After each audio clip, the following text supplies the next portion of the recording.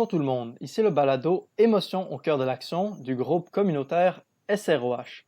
Ce groupe veut aider à renforcer l'identité personnelle pour deux raisons. Premièrement, pour se sentir mieux avec soi-même. Et deuxièmement, pour être dans l'action au sein de sa communauté. Ici Tristan. Denise. Véronique. Serge. Janice. Toujours en confinement, chacun chez soi, le sujet d'aujourd'hui est parler en public. Nous discutions dans une rencontre avant un podcast et on se demandait, on parlait en fait de nos différences entre chacun des membres du groupe. Et on avait remarqué qu'on avait une grosse différence sur chacun des membres, que par exemple, certaines personnes adoraient ça parler en public. Et d'autres personnes détestaient ça. Et là, on s'est posé la question, pourquoi? Pourquoi il y a des humains, des personnes, qui aiment vraiment ça parler en public, et d'autres qui aiment vraiment pas ça, puis ils détestent ça. Puis on se posait la question pourquoi et quelles pourraient être les causes, et aussi on cherchait ensemble des solutions. Puis c'est ça qu'on va essayer de traiter aujourd'hui dans ce podcast. Donc moi, je vais ouvrir la discussion en parlant un peu de mon expérience personnelle. Quand j'étais jeune, au secondaire, disons que j'étais pas une personne, pas au secondaire, au primaire, j'étais pas un cool. Disons qu'on m'insultait beaucoup, c'était pas très fun à l'école, donc j'étais très gêné dans la vie, puis je prenais beaucoup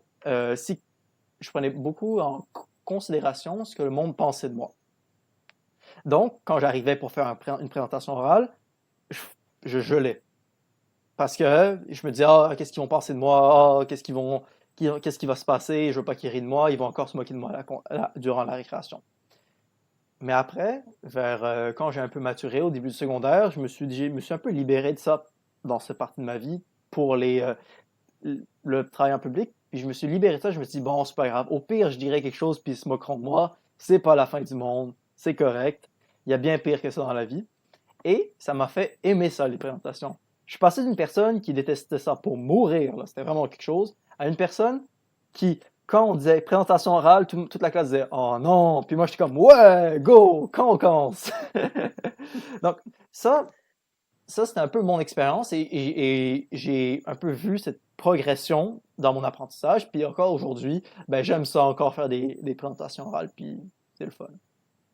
Moi, en fait, je suis un peu comme Tristan, mais en même temps, je suis pas comme Tristan. Dans le sens que, oui, j'adore ça, faire des présentations orales. Moi, je trouve ça vraiment le fun. Je vois ça en fait comme une pièce de théâtre. Comme quand je fais du théâtre, pour moi, c'est ça, aller faire une présentation orale à l'avant. Donc, j'aime vraiment ça. Mais, dans d'autres contextes, autant à l'école que dans la vie de tous les jours, je déteste parler en public. Par exemple, en classe, je déteste poser des questions à l'avant. Je suis le genre de personne qui va écrire mes questions pour le prof et qui va les donner à Tristan pour que Tristan les dise à ma place devant tout le monde. Ça, c'est vrai. C'est ça. Mais pourquoi tu fais ça, Véro?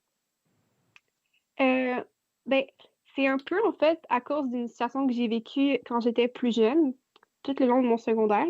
Je sais pas si vous voulez que j'élabore, ça me dérange pas.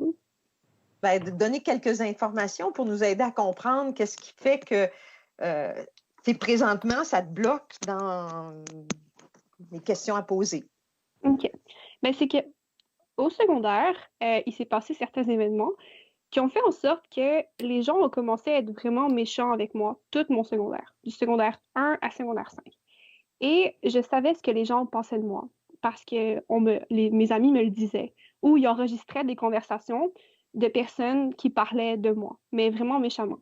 Puis ça m'a vraiment comme marqué, ça m'a un peu comme traumatisée en fait, si c'est le bon mot, Oui. parce que j'ai commencé à cause de ces commentaires-là à me détester. Je me détestais au secondaire, puis j'ai arrêté de parler en classe, je voulais même plus faire des oraux en fait, parce que j'avais trop peur, puis j'aimais tellement pas ce que les gens disaient de moi, je m'aimais tellement pas que tout ce que je disais, je trouvais que c'était pas pertinent. Fait que j'avais tendance à m'effacer, puis depuis, ça m'a comme vraiment marqué.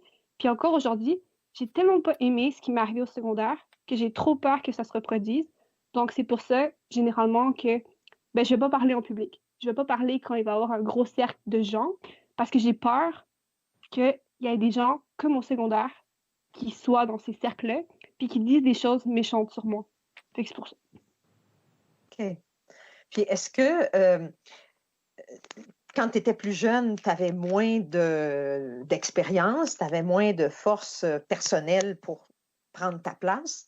Est-ce que présentement, tu vois que tu as gagné en maturité, tu as gagné en connaissance? Donc, est-ce que le regard des autres continue? Est-ce que tu pourrais réussir à comme te dissocier de l'expérience vécue antérieurement pour miser sur ce que tu es devenu comme personne maintenant, puis plutôt te centrer sur toi que sur, même si les autres disent quelque chose, toi, tu sais quelle est ta valeur. Mhm. Moi, en fait, c'est sûr que ça va fonctionner. Pourquoi ça va fonctionner? C'est que l'exemple que je viens de vous donner, je le savais même pas il y a comme 10 minutes. En fait, j'ai essayé de trouver une cause au pourquoi est-ce que je suis gênée de parler en public, puis je l'ai trouvé parce qu'on a eu une discussion. Puis maintenant que je sais c'est quoi la raison qui fait en sorte que je parle pas en public, ben, je vais comme être capable de démystifier ça et de trouver une façon pour plus me victimiser parce que c'est du passé. Je suis plus une victime. Ça fait longtemps que c'est fini. Mais je me rends compte que c'était ça l'élément traumatisant qui me bloquait après le secondaire. Ah, c'est fort intéressant ce que tu viens de dire. Puis peut-être pour ceux qui nous écoutent, c'est qu'avant de commencer à enregistrer notre balado, on discute un peu ensemble pour essayer de voir ben, qu'est-ce que c'est les éléments les plus importants, puis quelle expérience que chacun veut apporter. Puis c'est à ça que tu viens de faire référence. C'est notre discussion qu'on a eue juste avant qui t'a amené à prendre conscience de d'où ça pouvait venir. Donc, euh, on va continuer pour voir, ben, peut-être, Janice, de ton côté, toi, c'est-tu quelque chose de facile parler en public ou c'est difficile? Pour moi, c'est comme Véro. C'est vraiment quelque chose de difficile. Mhm. Mais par exemple, j'ai pas eu les mêmes expériences. Euh, Moi, je pense que c'est parce que je suis quelqu'un d'introverti. Puis en général, les personnes introverties, ils sont gênés. Ils aiment pas être avec trop de personnes, parler à trop de personnes qu'ils connaissent pas, parce qu'ils aiment ça être dans leur monde, puis être avec des personnes qui sont à l'aise, puis qui peuvent connecter. Puis je pense une des raisons que j'aime pas parler en public avec des gens que je connais pas, c'est que je peux pas trop connecter avec ces gens-là. Je sens pas une chimie. Je sens pas qu'ils sont là pour que il y ait quelque chose d'agréable qui se passe. Je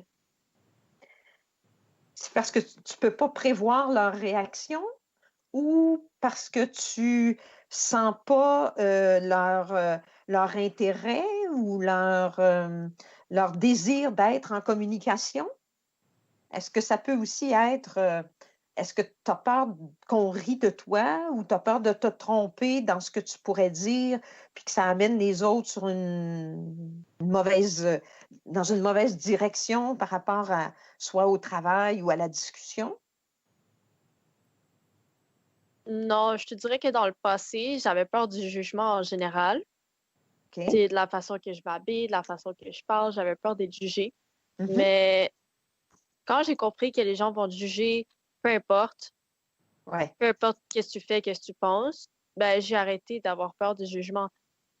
Fait que si je parle en public, c'est pas que j'ai peur de ce que les gens pensent, c'est que j'aime pas ça. C'est juste pas quelque chose que j'aime qui me stimule.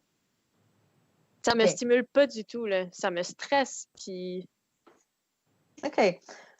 Parce que si le stress que ça provoque chez toi, ce qui pourrait être intéressant, un peu comme Véronique le disait tantôt, c'est de trouver quelle est la source de ce stress-là. Parce que oui, tu peux avoir une attitude plutôt introvertie, mais euh, même si on est introverti, on peut s'exprimer devant d'autres personnes. Ça veut dire qu'on est quand même, tu sais, on est quelqu'un qui va prendre le temps de réfléchir avant de parler. On ne va pas se lancer tête première dans la discussion. Mais si ça continue de stimuler un stress chez toi quand tu parles en public, ça serait intéressant de creuser pour trouver c'est quoi l'origine de ce stress-là. Peut-être que tu n'as pas la réponse maintenant, mais c'est quelque chose que tu pourrais continuer à chercher. Mais je veux dire, c'est comme un artiste, un chanteur qui va faire un spectacle. Avant, il y a toujours le track. Mais Mhm. c'est comme... C'est un peu ça pour moi. J'ai le track OK. avant d'y aller, puis un peu pendant que j'y suis. Mais une fois que je suis lancée, j'essaie de juste penser à mon sujet, puis là, ça va, c'est correct. OK. Mais j'ai le track. C'est tout. Je suis un peu comme Janice aussi. J'étais introverti moi aussi, puis j'aime pas nécessairement parler devant un public. Par contre, avec les expériences, c'est sûr qu'on développe certaines capacités. Puis je me suis rendu compte que quand j'ai un contenu que je sais qui va intéresser les gens, puis que je me suis bien préparé avant, ça enlève beaucoup de stress. Puis ça donne beaucoup de satisfaction à la fin. Donc, c'est ce qui fait que d'une fois à l'autre, je recommence, malgré que j'ai toujours un stress un peu au début. Là. Puis est-ce que de ton côté, Serge, tu peux identifier qu'est-ce qui amène ce stress-là? Est-ce que c'est la peur de ne pas être compris, la peur que les autres ne te prennent pas au sérieux, que Je pourrais est-ce que pas c'est dire. parce que est-ce que tu veux être reconnu comme intelligent quand tu dis quelque chose? Non, je ne croirais pas que c'est d'être reconnu plus intelligent que je peux l'être. C'est plutôt la réaction des gens, si ça va les intéresser, si je vais réussir à capter leur attention ou à faire en sorte que mon message va les intéresser. C'est toujours un doute au début dans ma tête. OK. Est-ce qu'il y a un côté où tu veux avoir le sentiment d'être utile à ceux à qui tu vas parler? Moi, j'ai beaucoup le sentiment de vouloir être utile dans la vie, dans tout ce que je fais. Ouais. Si je sens que je ne suis pas utile, je me ferme. Je dis rien. J'aime pas parler pour rien dire. Oui, bien ça, on a souvent eu des exemples de situations où tu parlais pas beaucoup, puis tout à coup, pouf, là, tu arrivais, puis tu nous donnais un résumé de ce que tu pensais, puis c'était comme clair, c'était direct, puis je veux dire, tu n'avais pas besoin de mettre énormément de mots pour nous transmettre ce que tu pensais. Puis dans ce sens-là, je pense que c'est peut-être aussi ta façon à toi de prendre ton temps pour arriver à dire ce que tu as à dire plutôt que parler pour parler, là. Moi, de mon côté, il y a quelque chose où je te ressemble un peu, c'est que je veux que les gens tirent profit de ce que je peux avoir à dire ou des exemples que je peux donner ou des explications que je peux avoir à transmettre. Mais si je me réfère à quand j'avais 20 ans à peu près, là, je me rappelle très bien que je ne voulais pas prendre la parole, puis c'est après coup que j'ai réalisé pourquoi. Dans mon cas à moi, c'est que j'avais peur que les autres ne trouvent pas que quand je t'ai dit là, pas assez intelligent aux yeux des autres, mais c'était un peu ça. Je voulais que les autres me trouvent extraordinaire. Et puis, comme je n'étais pas sûre que ce que j'allais dire allait faire en sorte qu'on me trouve extraordinaire, ben j'aimais mieux pas prendre la chance de parler. Parce que je me disais, ben, c'est-tu assez solide ce que je vais avancer? Bon, il y avait une partie de peur de jugement, d'être mal jugé, mais c'était surtout que je voulais être vue comme quelqu'un de brillant, d'intelligent, puis qui se démarquait des autres. Fait que le silence, des fois, c'est pas parce qu'on se pense pas bon, c'est au contraire parce qu'on veut être vu comme très bon. Fait que, il faut réussir à décortiquer dans ce qu'on vit, qu'est-ce qui nous amène à choisir d'avoir un comportement. Ici, on parle de parler en public, mais ça peut être pour n'importe quel autre comportement qu'on adopte. Qu'est-ce qui fait qu'on va dans un sens plutôt que dans un autre? Puis comment on peut se rendre plus confortable dans notre façon de parler avec les autres, que ce soit dans un petit groupe d'amis, que ce soit dans un groupe de travail, que ce soit devant un groupe classe ou dans un milieu de travail, peu importe. Au fond, dans notre façon de discuter, on cherche à trouver des éléments de réponse puis des éléments de solution. Puis certains des éléments, ça pourrait être de, par exemple, accepter qu'on peut se tromper quand on prend la parole.